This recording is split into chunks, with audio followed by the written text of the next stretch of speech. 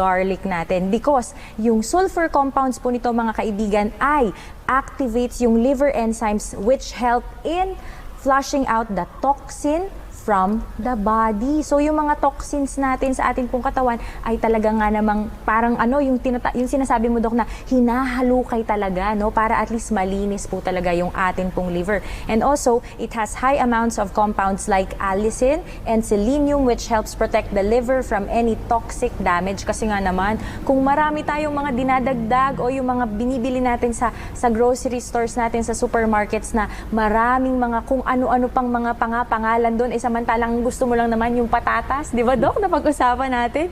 Hindi po yun maganda mga kaibigan, kaya kailangan po natin ng bawang dahil isa din po itong natural antibiotic po sa atin pong katawan. Naalala ko na, psyllium husk. Ayun, kasi katunog ng selenium. Kaya kung titingnan natin yung Cascara Sagrada or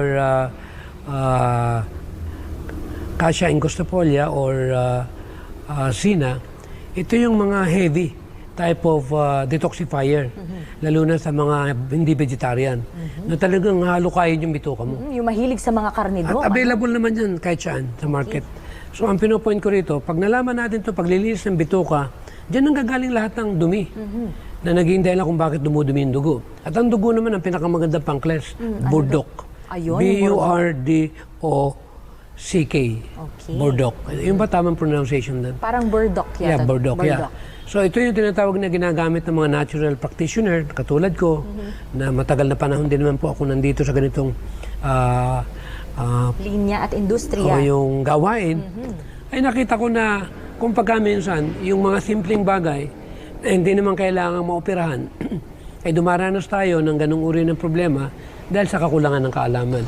At pagdating naman sa liver, kung medyo mababa na yung metabolism mo, at medyo bloated lagi yung tiyan mo, kung pagkaminsan ay may problema rin tayo sa liver na hindi naman nakikita sa diagnosis unless meron ka ng liver cirrhosis.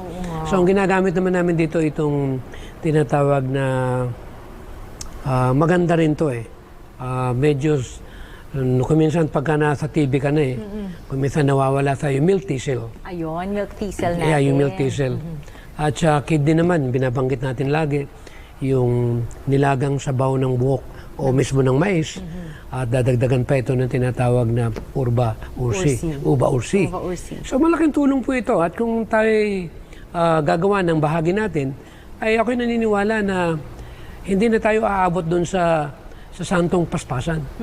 Kaya naman sa santong dasalan Pero importante dito, huwag kakalimutan ng 8 loaves of hell. Kahit uminom ka ng uminom ng kung anong mga pang-cleansing na yan, pero ang kinakain mo naman, taliwas naman, sa original na design ng Panginoon, ay hindi rin magiging pagpapala sa katawan ng isang tao na matapos din yung madinig ang kahalagahan ng pagbe-vegetarian at kahalagahan ng pag-exercise